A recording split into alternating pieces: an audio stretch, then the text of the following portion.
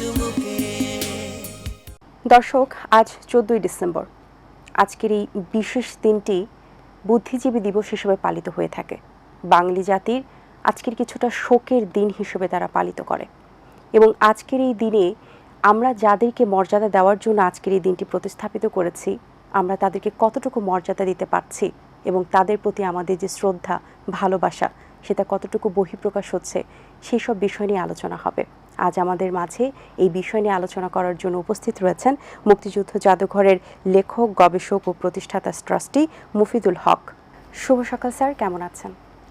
ভালো আছি, অবশ্যই বলতে হবে। সেই সঙ্গে এটাও মনে করে কিছুটা বিষাদাচ্ছন্ন হই যে আজকের দিনটি 14ই ডিসেম্বর, শহীদ বুদ্ধিজীবী দিবস, আমাদের জাতির জীবনে একটা গভীর বেদনা এবং ক্ষতচিহ্ন ছায়া। বহন করে। স্যার, আজকের এই দিনে তো আমাদের প্রত্যেকটা বাঙালি জাতির জন্য একটা শোকের মাতমের মতো, এবং আমরা যদি দেখি একদিন পরই আমরা বিজয় পেয়েছি, কিন্তু আজকের দিনে বুদ্ধিজীবীদের যে একটা মমস্য যে বেদনা এবং মুক্তিযুদ্ধ পরিবারের যে বেদনা, বুদ্ধিজীবী দিবস উপলক্ষে তাদের প্রতি আপনার কি বলার আছে এবং এই দিনে স্পেশালি আপনার অনুভূতি কি? দেখুন, খুব কম জাতির জীবনে কিন্তু এরকম একটা দিবস আছে যে এক দিনে দেশের শ্রেষ্ঠ সন্তানদের এরকম তুলে নিয়ে নিষ্ঠুরভাবে হত্যা করা হলো। আরেকটা দিক খেয়াল করে দেখবেন যে আমাদের দেশে এই যে মুক্তিযুদ্ধের 9 মাসের যদি চিত্র দেখি, 25শে মার্চ একটা গণহত্যার সূচনা হলো, একটা ভয়ঙ্কর নিষ্ঠুরতা ঘটলো। 26শে মার্চ বাংলাদেশের স্বাধীনতা ঘোষিত হলো এবং মুক্তির লড়াই শুরু করলো এই জাতি। আর ঠিক তেমনি কিন্তু 14ই ডিসেম্বর ভয়ঙ্করভাবে বুদ্ধিজীবীদের হত্যা করা হলো, আর 16ই ডিসেম্বর আমরা বিজয় অর্জন করলাম। ফলে আমাদের বিজয়টা কিন্তু ওই যে বলে যে রক্ত সাগর পেরিয়ে স্বাধীনতার সূর্য যে উত্থিত হয়েছে, এটা একেবারে আক্ষরিক অর্থেই সত্য।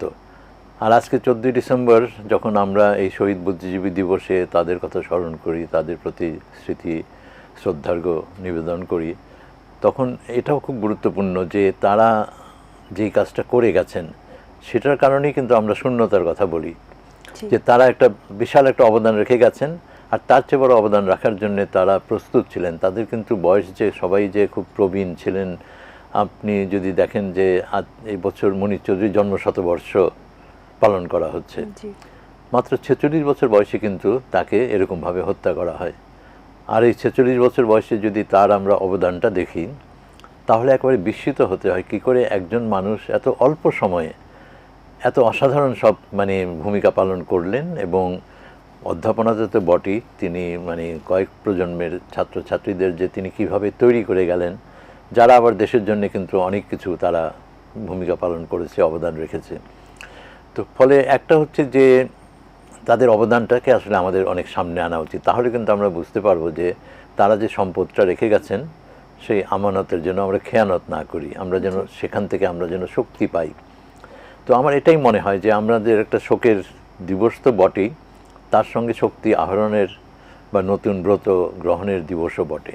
জি, এবং প্রত্যেকটা বুদ্ধিজীবী কিন্তু আমাদের জন্য একটা দেশের সম্পদ ছিলেন, এবং একই দিনে এই ধরনের একটি ঘটনা একটি দেশের জন্য, একটি জাতির জন্য কতটা ক্ষতি কারক হতে পারে বা কতটা ক্ষতি বয়ে নিয়ে আসতে পারে, একটি জাতির জন্য পুরো ধ্বংসের যে একটা ধ্বংসাবশেষ তৈরি হতে পারে, এই বিষয়টা নিয়ে আসলে আপনাদের মনে ওই সময়টাতে কি চলছিল বা কি ভেবেছিলেন যে আসলে আমরা কিভাবে ঘুরে দাঁড়াবো?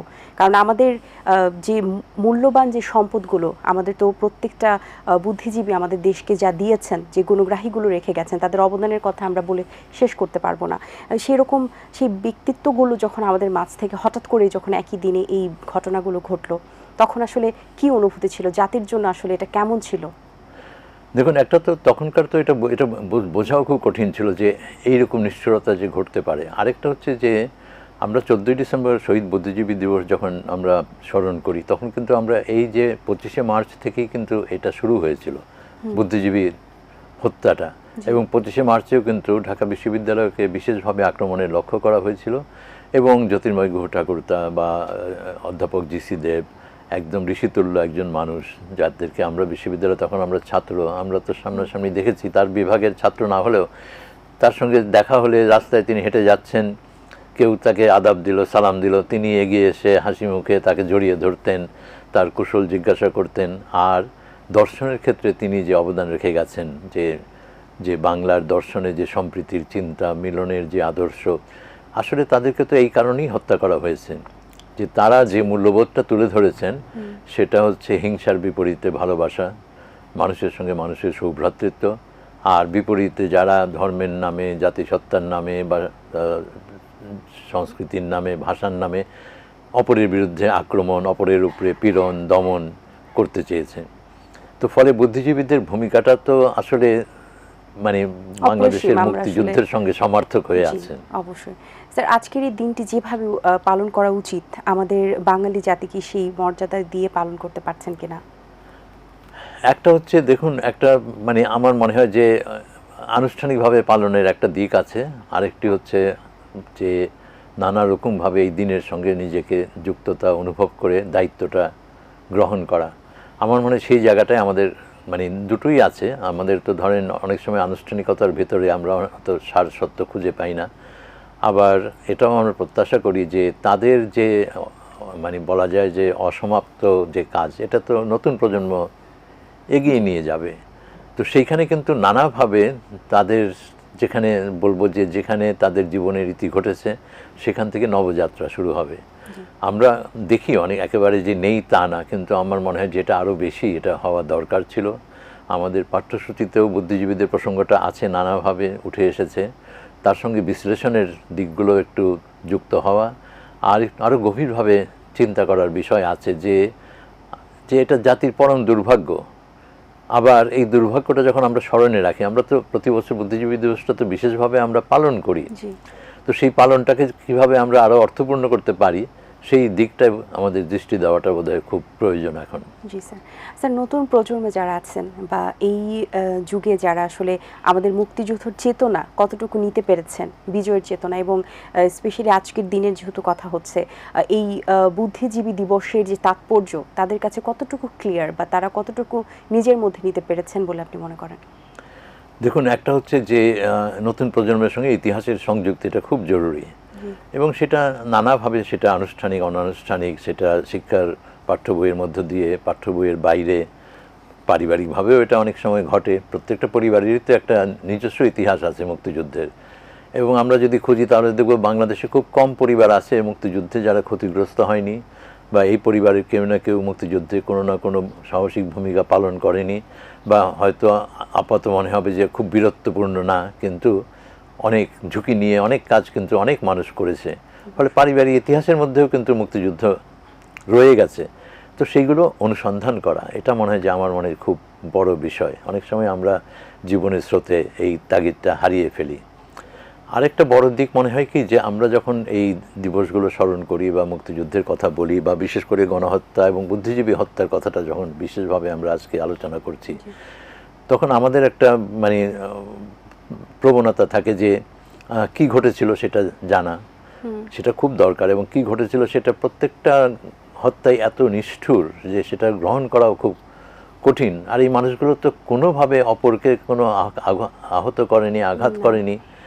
তো কী ঘটেছিল সেটা যেমন, তার সঙ্গে আমরা জানতে চাই যে কিভাবে ঘটেছিল। কিন্তু আজকের প্রজন্মের জন্য কিন্তু খুব জরুরি কেন ঘটেছিল, কেন এরকম নৃশংসতা, এই ঘৃণা, হিংসা, নৃশংসতার উৎসটা কোথায়। অনেক সময় দেখা যায় কি মহৎ আদর্শকে বিকৃত করেই কিন্তু এই ঘটনাগুলো ঘটানো হয়। ধর্মের নামে ঘটানো হয়, জাতিসত্তার নামে ঘটানো হয়।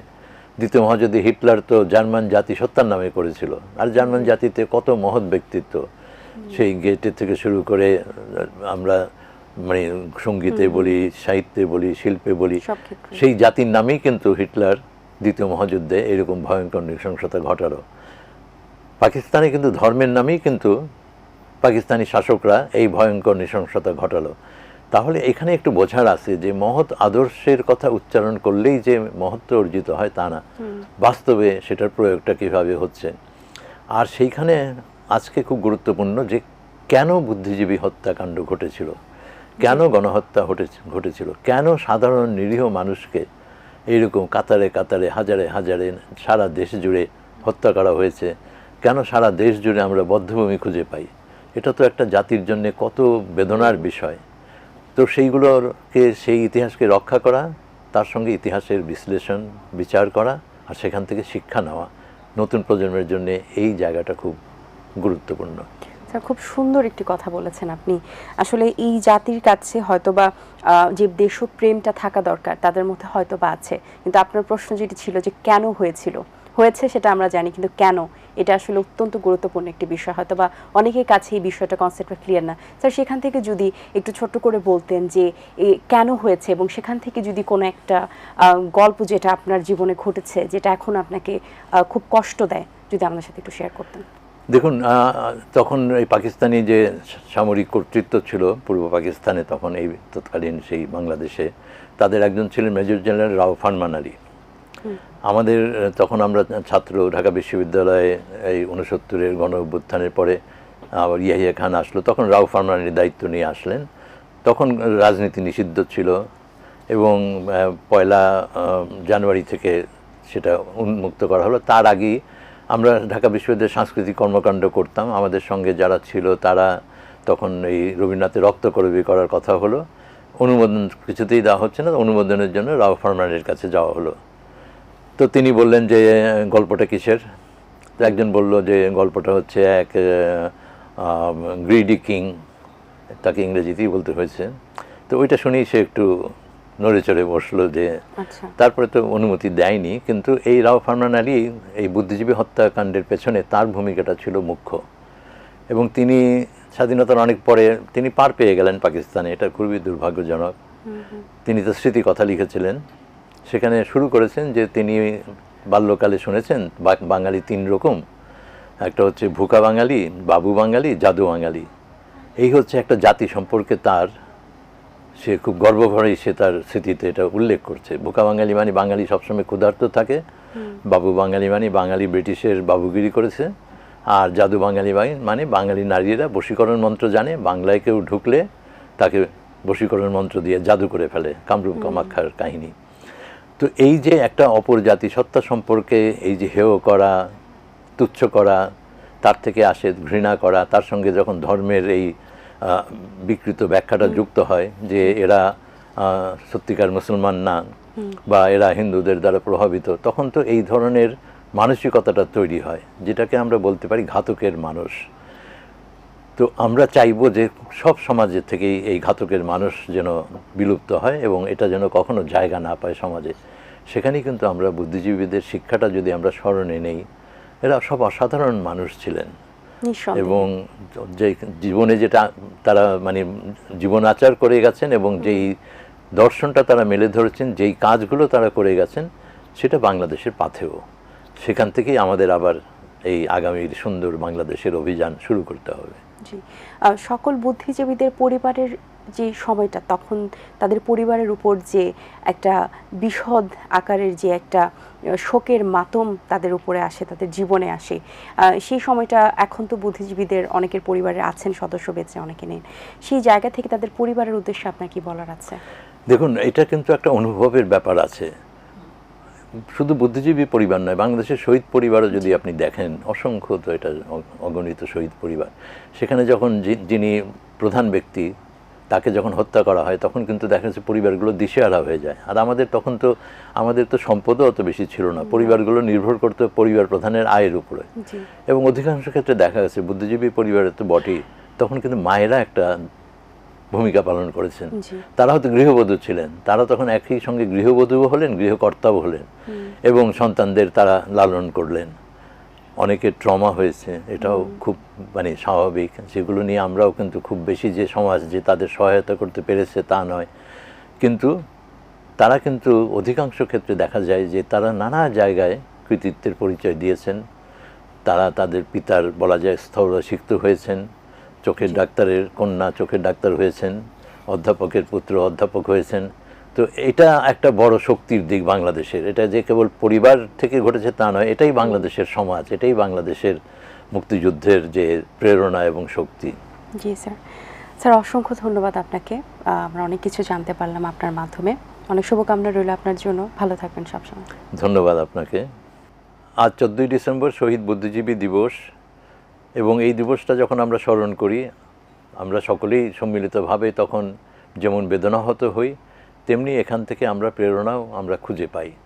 বুদ্ধিজীবীরা যে অবদান রেখে গেছেন সেটা সম্পদ হয়ে আছে, কিন্তু সেই সম্পদে আমাদের নিজেদের অবগাহন করতে হবে, ওই সম্পদ থেকে, ওই ইতিহাস থেকে শিক্ষা গ্রহণ করতে হবে, আর তাহলেই আমরা নতুন শক্তি নিয়ে সামনের দিকে এগিয়ে যেতে পারবো। ফলে দিবসটা যেমন শোকের তেমনি শক্তির। দর্শক, আশা করছি আজকের আয়োজন ভালো লেগেছে। আজ এই পর্যন্তই, দেখা হবে আগামী পর্বে নতুন কারোর সঙ্গে। সেই পর্যন্ত ভালো থাকুন, সুস্থ থাকুন এবং এটিএন বাংলার সাথেই থাকুন। আল্লাহ হাফেজ। দিন আসে দিন যায়, সময়টা চলে যায়, তবু আছি এই বেশ ভালো। জীবনটা রঙময়, যেভাবেই হওয়া চাই, নয় কভু সাদা কালো। এই আশাতে স্বপ্ন ভাসে, সুখ হাসে চোখে মুখে, চায়ের চুমুকে।